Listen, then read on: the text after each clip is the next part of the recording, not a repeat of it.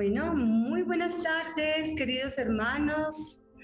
Sean todos bienvenidos. El Centro Espírita Rutas de Luz los saluda, les desea un feliz año y un feliz comienzo de actividades para todos los que aún todavía no han empezado.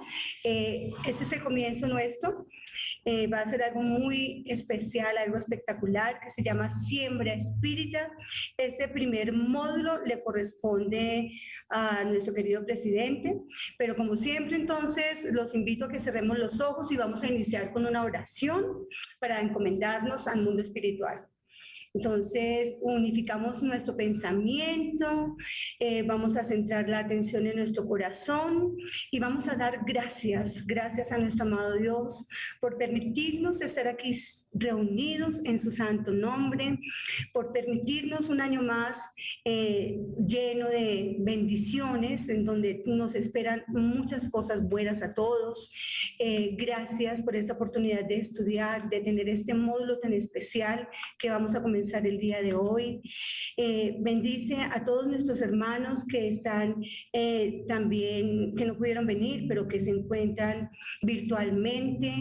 Bendice a todas las personas que se encuentran en este camino para que todos podamos abrir nuestra mente y nuestro corazón y que todas estas enseñanzas que el mundo espiritual ha preparado para nosotros sean de gran bendición y que se hagan carne en cada uno de nosotros para poder convertirnos cada vez más en mejores sembradores de luz, en mejores vehículos de la luz. Y damos entonces las gracias y nos ponemos en sus manos para que todo sea una bendición de luz, de paz y de amor, y que así sea. Gracias. Entonces, queridos hermanos, como les venía diciendo, hoy nos corresponde la primera parte de Siembra Espírita, que está a cargo de nuestro presidente, el señor Germán Telles Espinosa, quien es el presidente de la Federación Espírita de Cundinamarca, director administrativo de Confecol y también es nuestro director de aquí del Centro Espírita de Rutas de Luz.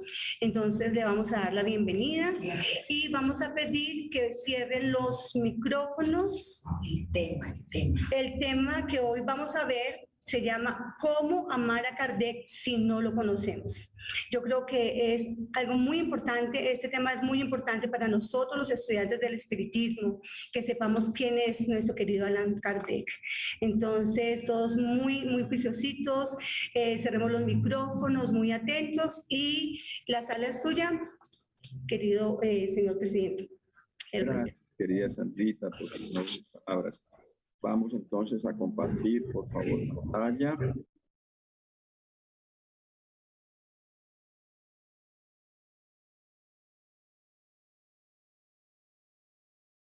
¿Todo en orden? Bueno, muy bien. Seamos todos bienvenidos a esta aula de estudio, de conocimiento. El seminario se llama Siembra Espírita, está compuesto de 6 partes. La primera parte es ¿cómo amar a Kardec si no lo conocemos? Y se va a fundamentar es sobre algunas, no todas, algunas reencarnaciones del venerable maestro Allan Kardec. Entonces, iniciamos acá, ¿cómo amar a Kardec si no lo conocemos? Y este libro, Algunas encarnaciones de Allan Kardec, escrito por Natalio Secarine, espírita, escritor argentino, periodista e investigador. Entonces, vamos a iniciar con Kardec cuando fue sacerdote druida.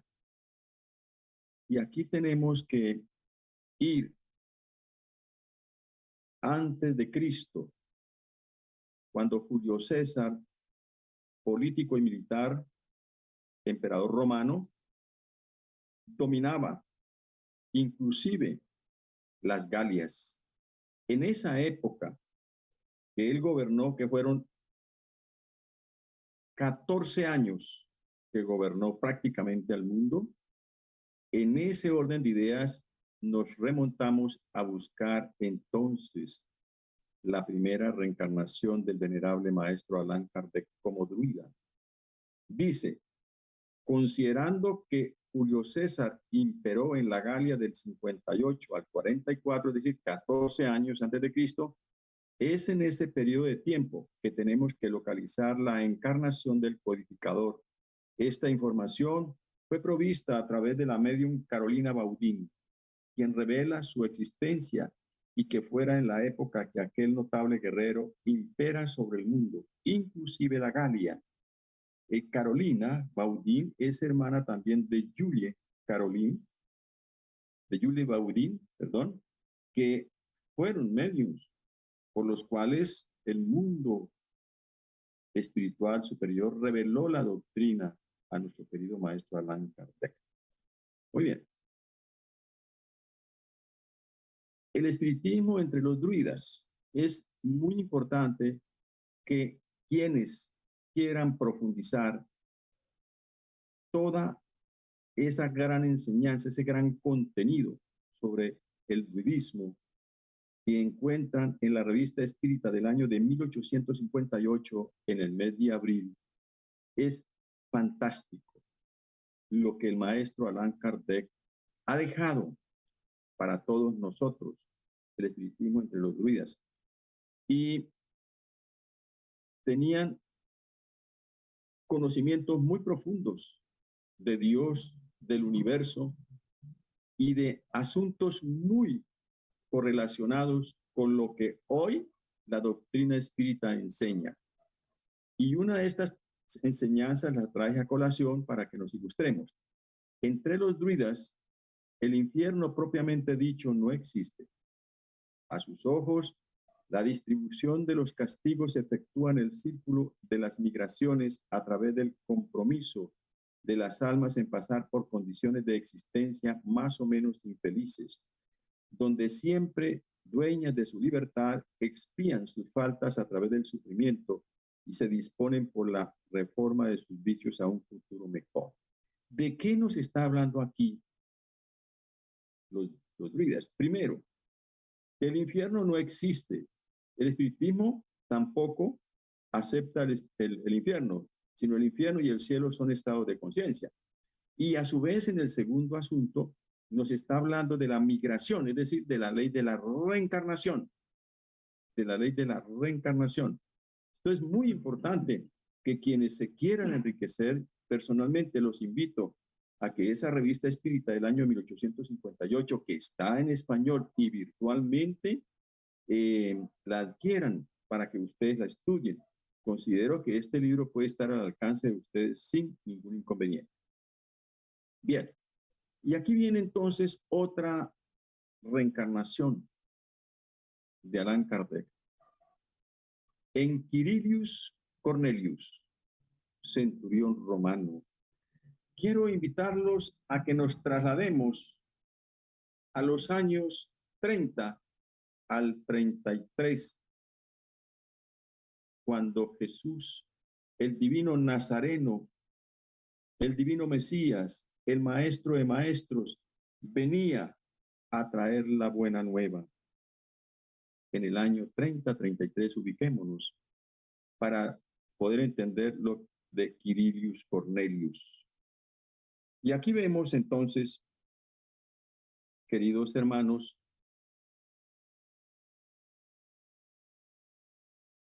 que en esa época Poncio Pilatos era gobernador de Jerusalén y César Tiberio era el emperador. César Tiberio, emperador, y nuestro querido Poncio Pilatos, gobernador. Quirilius Cornelius en su niñez fue una niñez sin inconvenientes, provenía de una familia muy rica.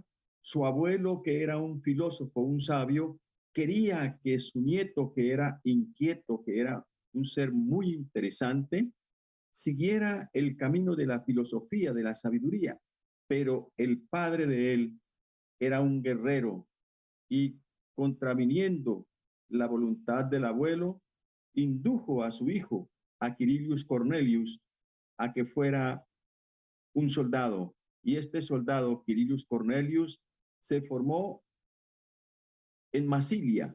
Allí se formó en Masilia, en esa ciudad, como soldado. Y ya entonces viene a Jerusalén a prestar el servicio al Imperio Romano. Este hombre llega a Jerusalén y allí tenemos que hacer referencia de algo muy importante. Este hombre dominaba varias lenguas siendo un soldado. Se le facilitaba la cuestión de las lenguas, se le facilitaba. Y él llegó y se hospedó en la casa de un Galileo humilde y sencillo. Humilde y sencillo, este hombre se hospedó allí. Allí también conoció a Abigail, la hija de ese Galileo humilde y sencillo que era padre de familia, muy humilde pero muy honrado, y simpatizó mucho con ella. Y para él poderse comunicar con ella, entonces aprendió el dialecto de ella porque no hablaba esa familia el hebreo puro para poderse comunicar. Allí Quirinius Cornelius escucha por primera vez hablar de Jesús, del Maestro, de ese hombre extraordinario que estaba sembrando el conocimiento de la buena nueva, que traía el mensaje del amor que el Padre le había encomendado, el Maestro Jesús. Allí entonces el nombre de él es conocido por esa familia. Qué interesante. Bien, pasó el tiempo. Nosotros no podemos olvidar que el pueblo judío era un pueblo fuerte, fuerte, y ellos querían tener su rey propio y no depender de Roma, pero eran, como se dice, bastante inquietos, intrigantes, intrigantes.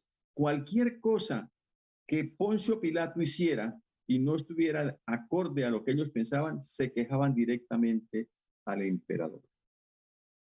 Eran intrigantes. Entonces, también la personalidad de Poncio Pilatos era un ser orgulloso y violento también para poder dominar a este conglomerado de personitas que eran los judíos. Bien, el día menos pensado, Quirinius Cornelius lo manda a llamar su jefe superior como militar y le dice lo siguiente, que le va a encomendar una misión secreta y le describe a quién debe de expiar. Y entonces le dice que en Jerusalén, en Galilea, hace 2 años hay un personaje que se desplaza de un lugar a otro, enseñando una doctrina, haciendo milagros y haciendo cosas que, es decir, atentan contra el emperador porque busca una posición política, ser rey, y le encomienda esa misión. Le dice, por favor, me sigue a ese caballero que anda como Pedro por su casa, por todas partes, enseñando esa doctrina, haciendo milagros y hablando de un reino. Claro, Jesús hablaba del reino de los cielos. Claro.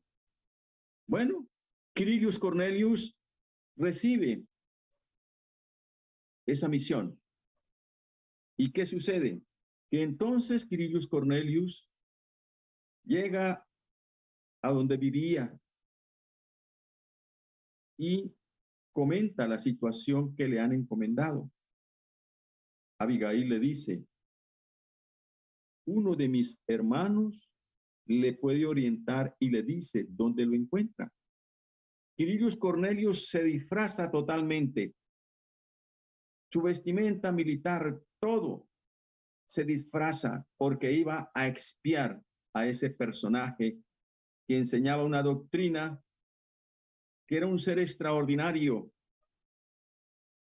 Se disfraza y este hermano lo lleva y encuentra a Jesús en una colina y en un semicírculo alrededor de él, que estaba recostado en el tronco de un árbol.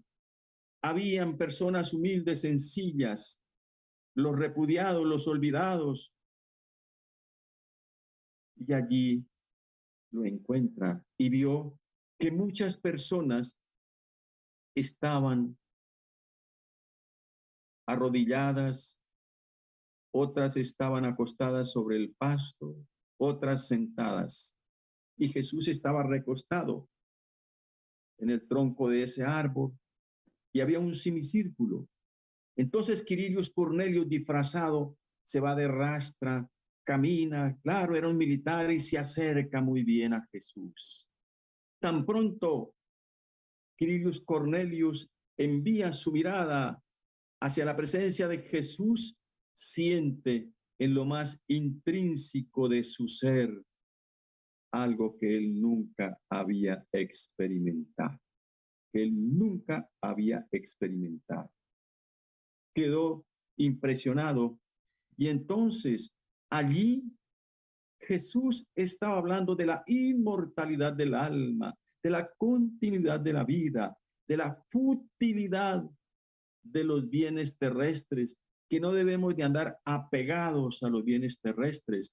Entonces Quirinius Cornelius reflexionaba y decía: mi vida está vacía, mi vida no tiene razón de ser, porque siempre estaba apegado a las cosas materiales, y este ser extraordinario está hablando de una vida en el más allá, de la inmortalidad del alma, del no apego a las cosas materiales. Y escuchaba. Y entonces Quirinius Cornelius estaba impactado. Terminó Jesús, el Cristo, su disertación, y en todos quienes le escuchaban corrieron hacia él a abrazarlo en un corrillo. Y Jesús, dice Quirinius Cornelius, que con sus propios ojos vio cuando colocó las manos sobre un niño que tenía parálisis en sus piernas y quedó sanado inmediatamente. Quedó sanado. Bien, él quedó muy feliz viendo lo que estaba haciendo Jesús. Empezó Jesús a bajar de la colina, pero sus apóstoles le seguían. Y donde estaba Quirinius Cornelius, disfrazado, camuflado como espía, se acerca a Jesús y le dice: centurión, desista de tu misión. Mis palabras han conmovido tu corazón. Tú serás justo conmigo. Mas dile a tu jefe que quienes le exigen vigilarme urgentemente, ellos persiguen una cosa diferente a lo que le han dicho a su jefe y a lo que usted puede percibir. Quirinius Cornelius quedó impresionado al ver que Jesús lo descubre. Quedó muy impresionado y él sale de allí conociendo a Jesús, conmovido con sus enseñanzas, se acerca a su jefe y le pasa el informe. La doctrina que este hombre está enseñando no es peligrosa para el Imperio Romano, no persigue cargos políticos ni ningún reinado. Pasó Pasó el tiempo, algunos meses pasó. Resulta que Jesús, el día sábado de Pascua, ingresa a Jerusalén, ovacionado y aplaudido por el pueblo. ¿Qué sucede? Que para los fariseos el día sábado, según la ley mosaica, era el día sagrado. Entonces, de inmediato, tomaron cartas en el asunto, se sintieron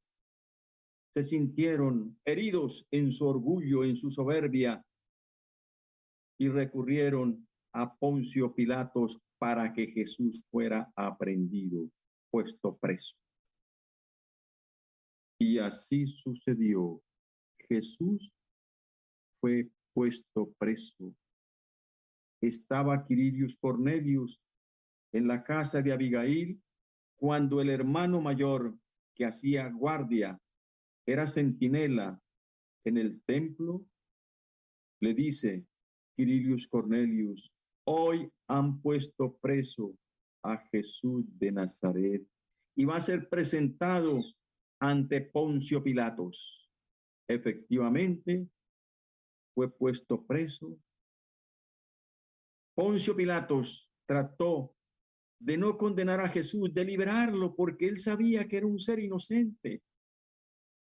Pero la intriga de Anás, que no olvidemos los que hemos estudiado la Buena Nueva, que fue con quien se encontró por primera vez Jesús en el templo de Jerusalén cuando venía a seleccionar sus apóstoles. Anás y Caifás, esa intriga tan terrible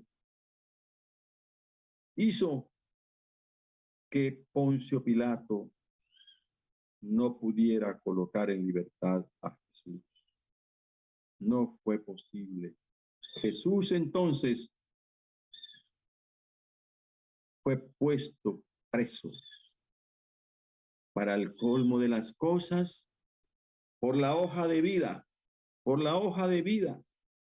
que gozaba el centurión Quirinius Cornelius, le encomienda Poncio Pilatos la misión de cuidar a Jesús para poder complacer al pontificado de los fariseos, Anás y Caifás. Fue entregado entonces,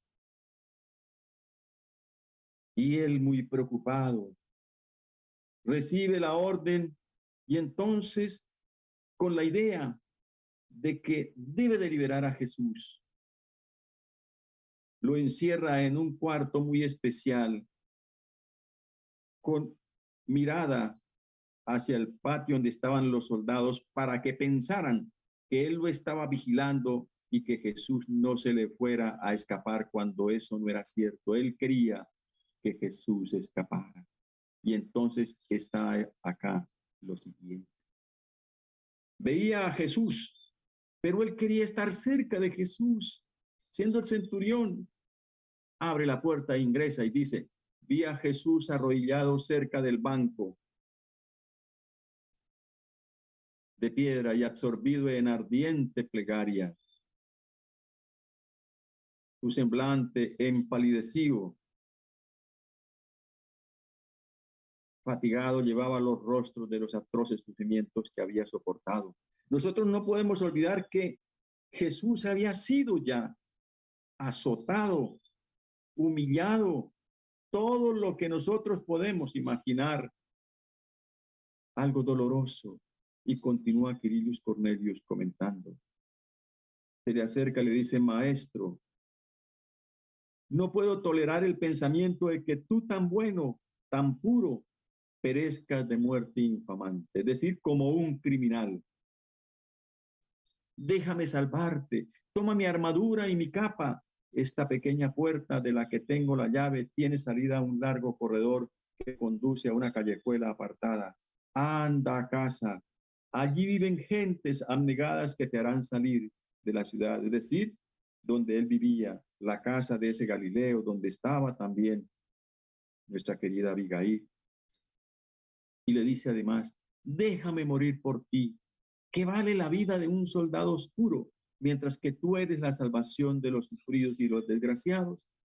Es decir, soldado oscuro, es decir, un hombre sin importancia, un hombre que no tiene ningún mérito, como lo tenía Jesús. Y allí viene un diálogo muy interesante, muy interesante, muy interesante. Y le dice Jesús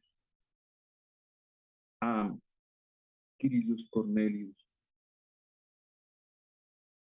los fariseos, los doctores de la ley me odian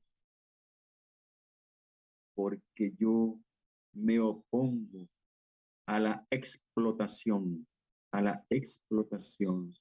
de los humildes, de los sencillos.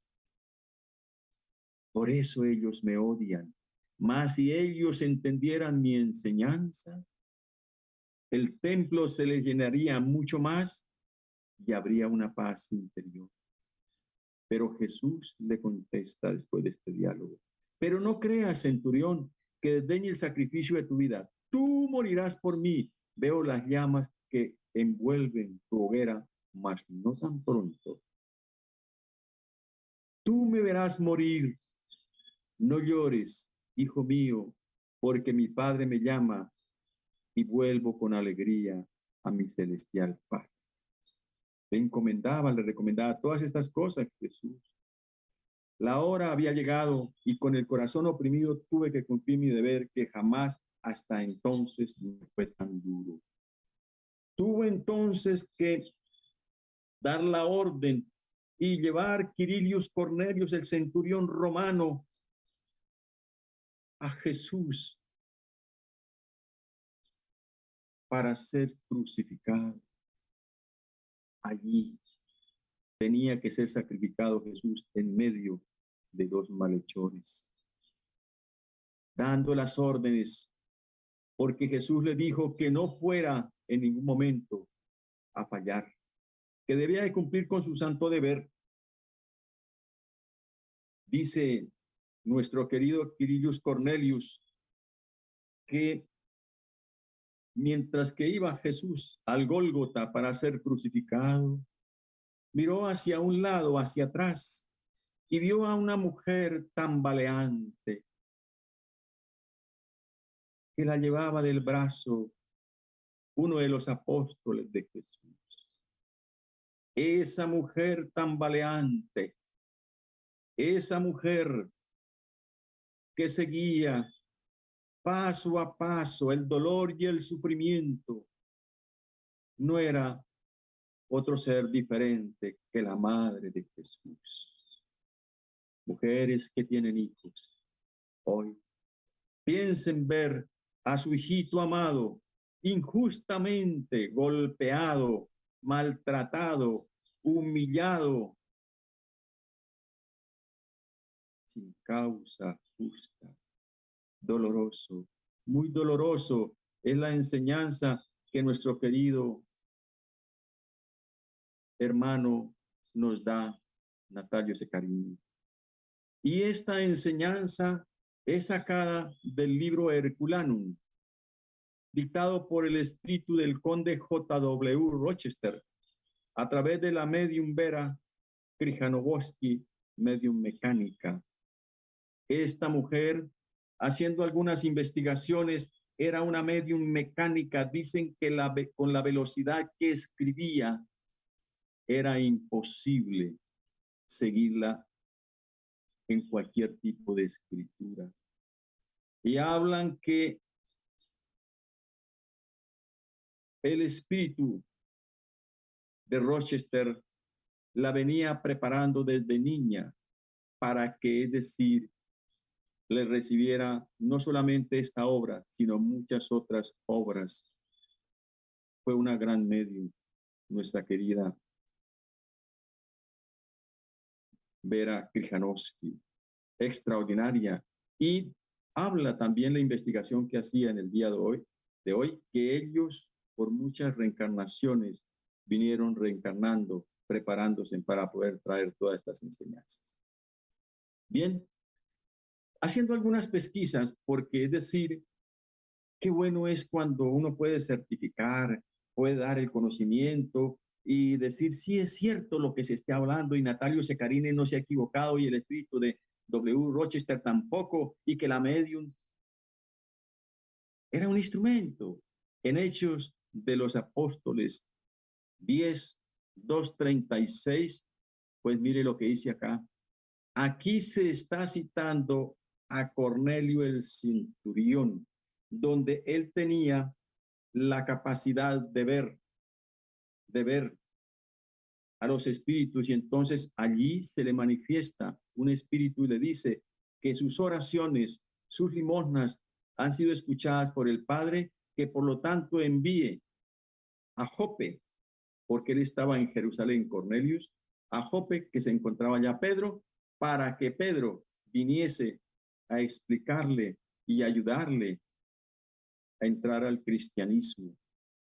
Algo muy importante de que todo está entrelazado. Pero hay algo que quiero hacer un paréntesis.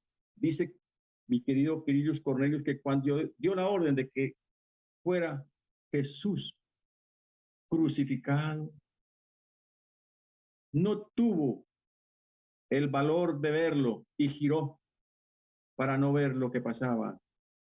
Pero de un momento a otro, su rostro quedó frente a Jesús y le dijo, hijo, así es como se muere, aprende a morir. Jesús, de acuerdo a las enseñanzas, parece que murió a las 6 de la tarde y que el cielo se llenó de espesos y negros nubarrones y que fue tan duro el trueno que hubo que movió el piso donde estaban todos los que presenciaban la muerte de Jesús.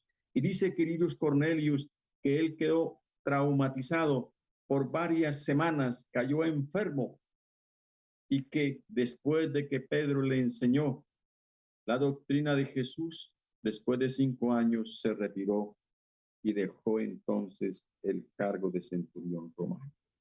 Bien, vamos a hacer aquí una pequeña síntesis de lo que la biografía de nuestro querido Juan Hus,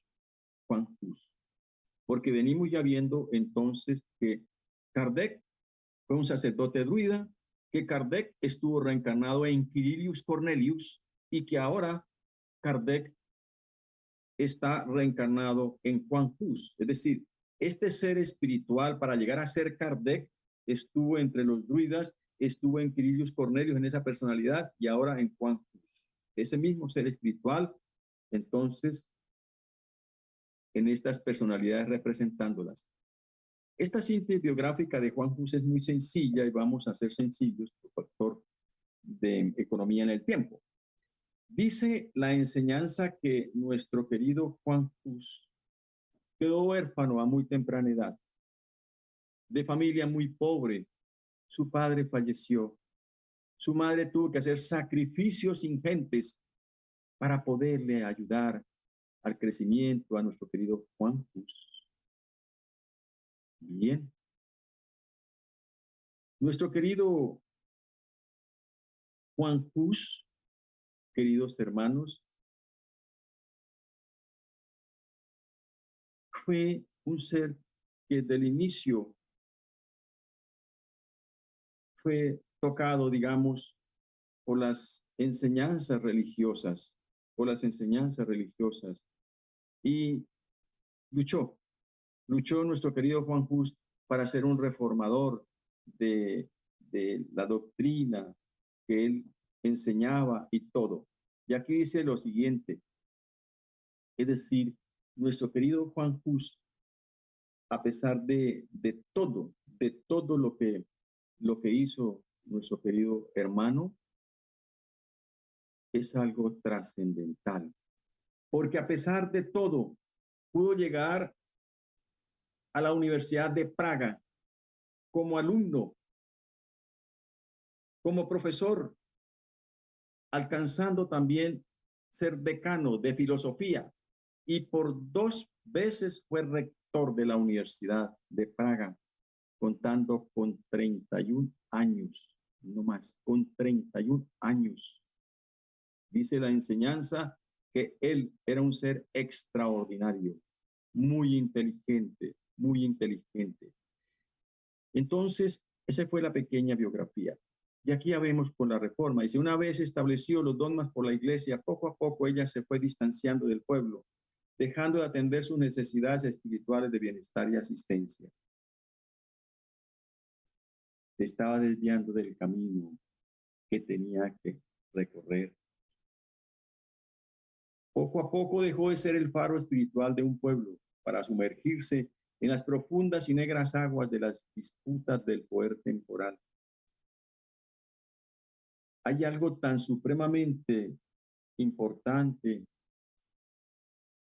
que ruego el favor a quienes me están escuchando, que en ningún momento quiero ir a hablar mal de una religión, sino estoy esclareciendo acorde a las enseñanzas, acorde a la historia, a la historia, a la historia.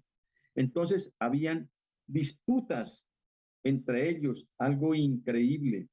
Ante eso aparecieron líderes dentro de la propia iglesia que comenzaron a luchar contra la política establecida por el clero, fomentando en los adeptos de la fe cristiana un espíritu de renovación espiritual. Es decir, era mucha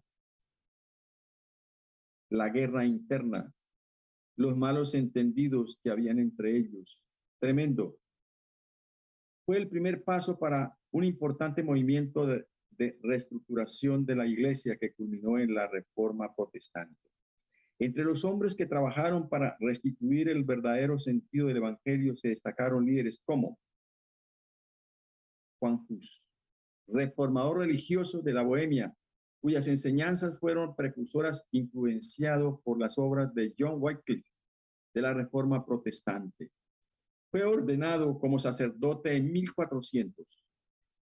Vale la pena acá hacer un paréntesis y recordar que él estuvo siendo sacerdote en la iglesia de Belén, donde nuestro querido Juan Hus llevaba la enseñanza en sus misas, la enseñanza del evangelio en el idioma checo, no en latín, como antiguamente se hacía. No, era para que el pueblo entendiera el mensaje del buen Jesús, era para que el pueblo se impregnara de esa sencillez con que Jesús llegó a hablarle a todos nosotros. Entonces, todo esto fue acarreándole a nuestro querido Juan Hus grandes compromisos, grandes inconvenientes. También criticó ásperamente el comportamiento de los obispos, cardenales y papas y pedía una reforma en la iglesia. Atacó con vehemencia el pago de las indulgencias. Permítame decir lo siguiente. Quedé sorprendido cuando encontré que era tanta la sed del dinero que empezaron a venderle a sus feligreses los puestos para estar a la derecha o a la izquierda del trono de Dios. Y el precio cambiaba acorde a la distancia donde se iban a estar estos seres, al lado derecho o al lado izquierdo. Oh Dios, oh Dios. Tremendo todo esto, tremendo, tremendo. Por eso aparecieron los grandes reformadores como Juan Hus, como John Wycliffe, Martín Lutero, San Jerónimo, todos estos seres. Y dice ahí que, y denominaba al papado de una institución de Satanás, porque eran cosas atroces que se vieron en esa época, Decía que el Papa, con su corrupción y sus muchos pecados y errores que enseñaba a las personas, era la encarnación del anticristo. Decía Juan Hus. Y aquí vemos, y quedé muy sorprendido, cuando haciendo algunas pesquisas, encontré en una enciclopedia católica lo siguiente: Juan 23, el antipapa. Pero Juan 23, el antipapa, que tomó el nombre del año de 1370, no Juan 23, el que hace recientemente partió a la vida espiritual, no. Juan 23, el antipapa, brilló como un astuto administrador financiero del territorio papal, así como hábil estadista y comandante. Era un hombre guerrero, bravo, era a la vez totalmente mundano, ambicioso, lleno de artimañas, falto de escrúpulos e inmoral, un buen soldado, pero pésimo hombre de iglesia. Eso está en esa enciclopedia católica virtualmente. Quedé muy sorprendido y aquí lo vemos a nuestro querido Juan 23, el antipapa. Pero Hus era considerado un notorio hereje y fue excomulgado en el año de 1412, porque él se salió del sistema que tenía en ese momento equivocado el movimiento religioso y estaba convencido que iban equivocadamente por un camino que no era. En 1414 fue llamado a renunciar ante el Concilio de Constanza, donde fue condenado, pese a que le habían prometido seguridad si se acordase en el concilio la opción de la defensa. El día final. Juan Hus, sorprendente, duró preso 9 meses, cuando es decir, le habían prometido que no iban a tomar ninguna represalia contra él, pero que asistiera a ese concilio, que querían oírlo. Lo engañaron, fue preso, lo metieron en una posilga, allí se enfermó, sufrió terriblemente, preso. Y esto era para, digamos, irlo ablandando, como llamamos, a través del martirio, violentando sus derechos, para que él abjurara, para que él dijera que se había equivocado, que él estaba errado y quienes tenían la razón eran quienes le estaban juzgando y quienes iban por el pésimo, mal camino. El Concilio de Constanza fue un concilio ecuménico de la Iglesia Católica convocado el 30 de octubre de 1413 por Segismundo de Luxemburgo, emperador germánico, y el antipapa Juan 23, con quien estaba enfrentándose nuestro querido Juan Hus, por Dios santo. La reunión se llevó a cabo el 5 de noviembre de 1414 hasta el 22 de abril de 1418 en la ciudad imperial de Constanza. Sus principales objetivos fueron acabar con el gran cisma de Occidente y estudiar la reforma de la Iglesia, aunque se tomaron otras decisiones como la condena de Juan Hus. Doloroso, muy doloroso, pero estas son enseñanzas y son ciclos por los cuales ha pasado la enseñanza de Jesús. Recordaba, dispénseme, Jesús le decía a Quirilius Cornelius cuando estaba en prisión que sus enseñanzas las recibirían millones de seres que serían sus hijos espirituales, pero que sus enseñanzas también llevarían a la humanidad a que corriera sangre de injustos, porque no comprendían el mensaje de él, del amor. Y vemos los grandes cismas que han habido.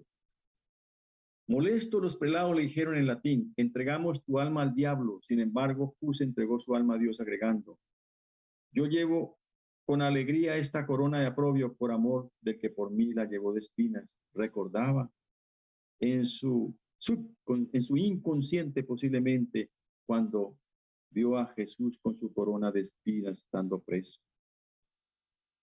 Juan Hus entonces murió quemado el 6 de julio del año de 1415 a los 45 años. Al encenderse la hoguera, Hus exclamó: Jesús, Hijo del Dios viviente, ten misericordia de mí. Y oró por ellos. Dicen ahí que fueron llevados, fue Juan Hus acompañado por 800 soldados para ser quemado. Y cuando pasó frente al palacio episcopal, sus libros, porque él escribió muchos libros, Juan Hus, habían sido quemados, los estaban quemando. Bien, el legado de Juan Hus: ama la verdad, vive la verdad, predica la verdad, defiende la verdad, porque el que no habla la verdad traiciona la verdad. Prefiero herirlos con la verdad que matarlos con la mentira. Queridos hermanos, estudiantes de la doctrina espírita, qué majestuosa enseñanza de nuestro venerable Juan Hus, y quienes simpatizan también de la doctrina. La Iglesia Católica, tras del Concilio Vaticano de 1962 a 1965, se mostró dispuesta a rehabilitar la figura de Hus y reconocieron que la condena a muerte del reformador checo había sido claramente un error. En 1999, Juan Pablo II declaró que la muerte de Juan Hus había sido cruel e injusta y que abrió y dio paso a numerosos conflictos entre el pueblo. De ahí, de la muerte de Juan Hus, hubo muchos enfrentamientos, muchos muertos.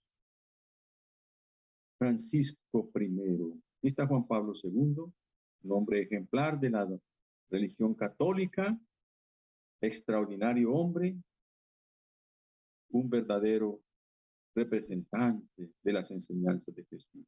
Y aquí vemos a este ser extraordinario, a quien personalmente admiro y respeto mucho, nuestro querido Papa Francisco I, humilde, sencillo, dulce, vivenciando las enseñanzas del noble nazareno llamado Jesús. Aquí una manifestación de amor como lo hacía Jesús con sus hermanos más necesitados. Besa a Vinicio Rivas, que sufre de la enfermedad de neurofibromatosis. Sería muy interesante que ustedes, los que tengan tiempo, averigüen sobre este señor Vinicio Rivas y encuentra unos videos extraordinarios, conmovedores, donde él cuenta qué sintió cuando nuestro querido Papa Francisco lo abraza y lo besa.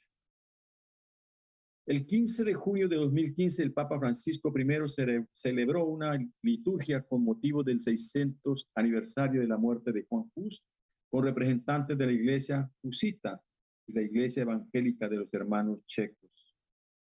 Además, el Papa afirmó que la muerte de Hus no fue positiva para la Iglesia Católica y que se debería de pedir perdón por él. Eso lo hacen las almas grandes, las almas nobles, los que han entendido la enseñanza de Jesús. Perdonarás no 7 veces, sino 70 veces 7 veces, le dijo Jesús a Pedro. Y el Papa lo entendió, Francisco, y así lo hizo. Aquí vemos entonces ya cómo viene este ser espiritual animando la personalidad de ese sacerdote druida, este ser espiritual animando la personalidad de Quirinius Cornelius, este ser espiritual animando entonces la personalidad de Juan Hus, y ahora este ser espiritual, Hipólito León de Niza-Ribel, viene a ser el codificador de la doctrina espírita Allan Kardec. Juan Hus fue la reencarnación entonces anterior de Hipólito León de Niza-Ribel.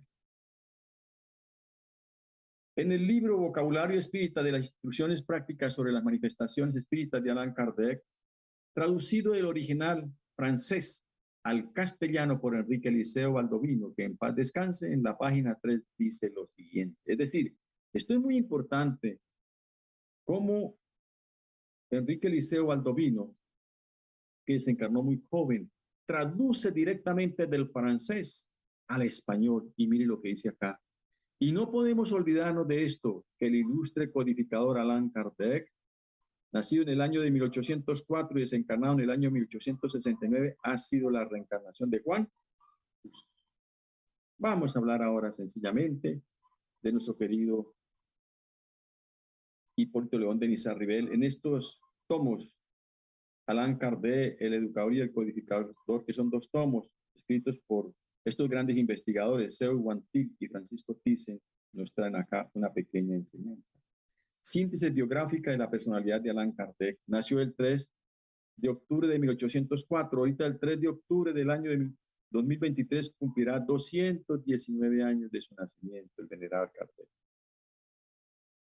Ya muchos de mis hermanos conocen que se llamaba Hipólito León de Niza-Rivel, nació en Lyon, Francia, nació el día miércoles 3 de octubre de 1804 a las 7 p.m. Sus padres Juan Bautista Antonio Ribail, abogado, juez, y Juana Duhamel, la señora madre. Casado con la señorita Amelia Gabriela Budek. Algún día podamos hacer una investigación sobre este personaje extraordinario, nuestra querida y venerable Amelia Gabriela Budek, la esposa del maestro Kardec. Se casaron el día lunes, el día 6 de febrero del año de 1832, y Kardec desencarnó el día miércoles, nació un miércoles y desencarnó un miércoles 31 de marzo de 1869 entre las 11 a 12 meridiano. Estudios. Se convirtió en discípulo eminente del célebre pedagogo Pestalozzi en Yverdun. Era bachiller en letras y ciencias y realizó estudios de medicina sin llegar a doctorarse en este arte de ciencia. Hablaba inglés, italiano, holandés, alemán y francés. Quirinius Cornelius, el centurión, el soldado que se formó en Masilia bajo el Imperio Romano, se le facilitaba ¿qué? Hablar también muchos idiomas. Tan bonito, ¿no? Este es el patrimonio que el espíritu viene arrastrando de reencarnación en reencarnación, vivenciando estas enseñanzas y dándole vida a una nueva personalidad, hoy en un hombre, mañana en una mujer. Además, tradujo para el idioma alemán varias obras de educación moral y entre las que figuran una de Fenelón que lo habían atraído. Hipólito León de Niza-Rivel como educador. Esto es muy lindo también. En 1826 fundó y dirigió el Instituto Técnico Pedagógico, Sistema Pestalozzi, en París. Referenciamos algunos libros de los 22 que publicó beneficiando a estudiantes y maestros. En 1824, curso práctico y teórico de aritmética, según el método de Pestalozzi. Este fue el primer libro que empezó a preparar a los 18 años y lo publicó a los 20 años. Nuestro querido Hipólito León de Niza-Rivel, Allan Kardec. En 1828, plan propuesto para la mejoría de la educación pública. En esta obra, de Niza-Rivel dice lo siguiente: condena los castigos corporales al afirmar que no es con golpes que se puede llevar al niño a que ame al trabajo y la virtud. Querido Samuel, que está aquí a mi lado, un niño que tengo aquí a mi lado. No es con golpes que se puede llevar al niño a que ame el trabajo y la virtud, sino es con dulces y nobles palabras. ¿Estamos de acuerdo, querido Samuel? Un niño que tengo aquí a mi lado. En 1846, Manual de los exámenes para los diplomas de capacidad.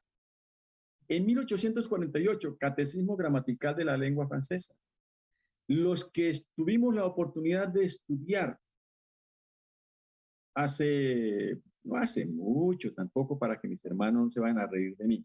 Apenas, diga usted, 70 años, cuando yo tenía 6, 7, 8 añitos, entonces se estudiaba el catecismo del padre Astet y venía por preguntas y respuestas. ¿Y cómo está fundamentado el libro de los espíritus? En preguntas y en respuestas. Tal vez esto le sirvió de inspiración también para después, como Allan Kardec, codificar la doctrina. En 1849, programa de los cursos usuales de química, física, astronomía y fisiología, el que resumía los cursos que dictaba en el Liceo Polimático. Dictados normales de los exámenes recogidos y elegidos en los exámenes de la Sorbona, de la Alcaldía de París y de otras academias, incluyendo la Universidad de Francia. La Universidad de la Sorbona fue creada en el siglo XIII,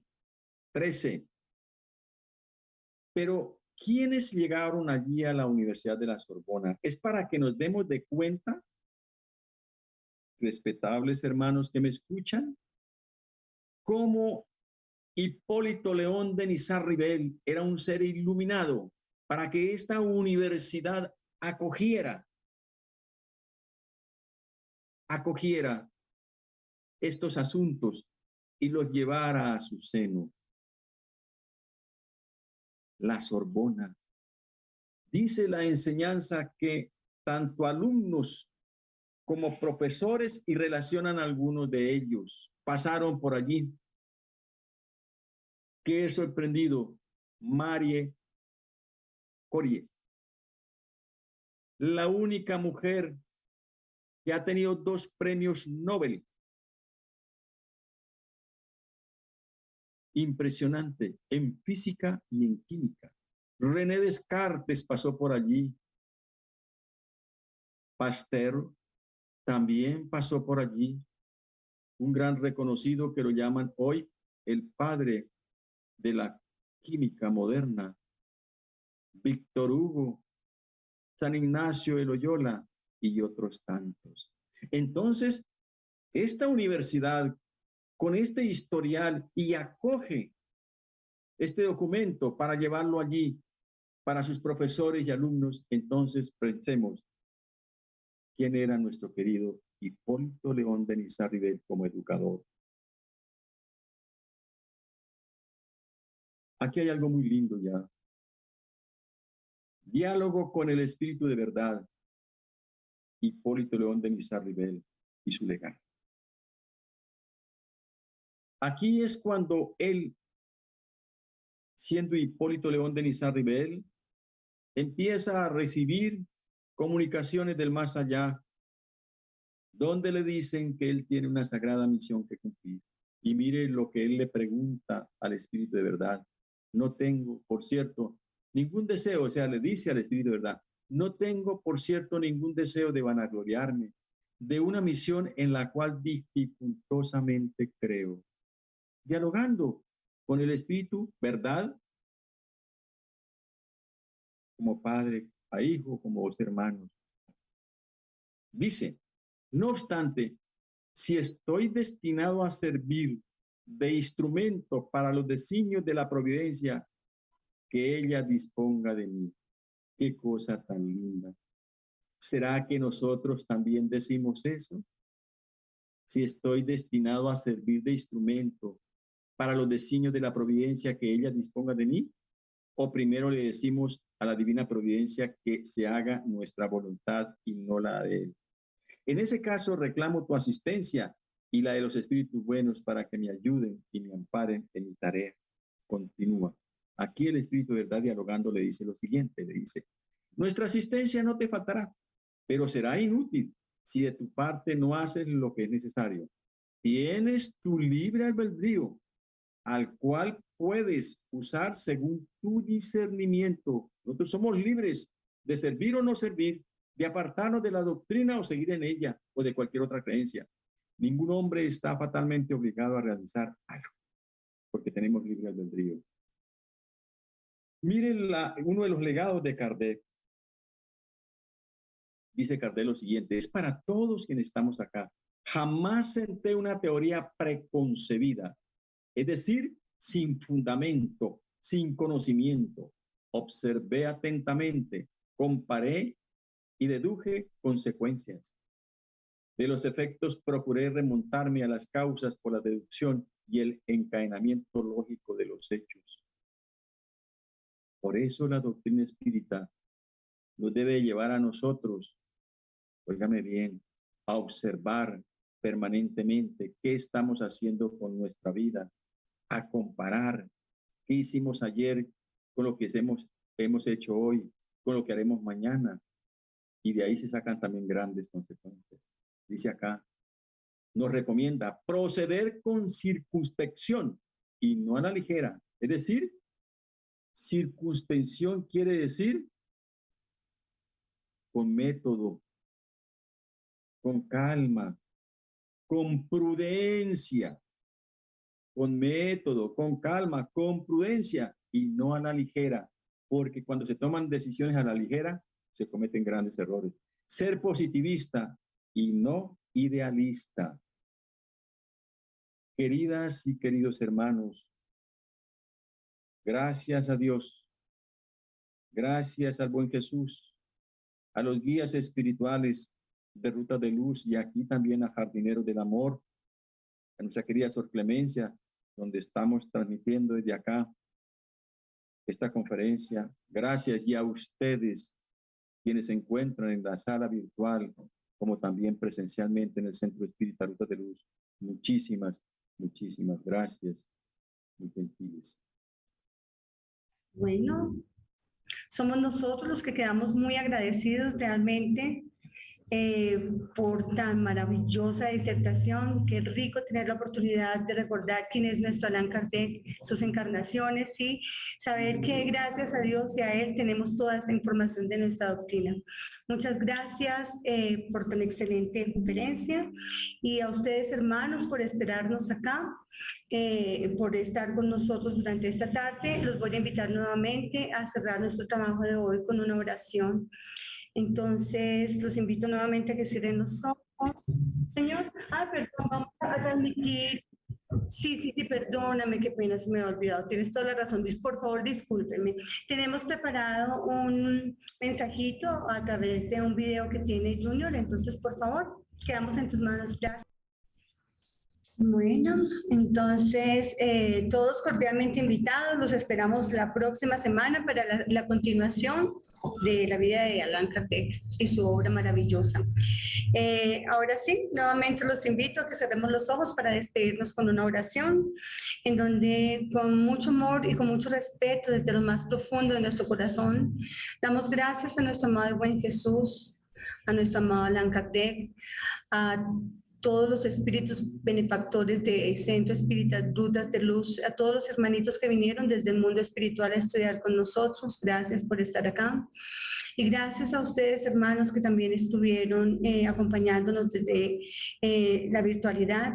Para todos, que nuestro amado y buen Jesús derrame bendiciones de salud, de amor, que esas bendiciones se hagan extensivas a todas las personas más necesitadas que en estas horas de lluvia, los habitantes de calle y todos los que tienen problemas de cualquier índole, sean envueltos en estos efluvios de paz y amor, en donde sientan esa bendición del amor de Dios, de estar siempre de su mano, que la paz sea en el corazón de todos y cada uno de nosotros, si esa es la voluntad de nuestro amado Dios, y que así sea.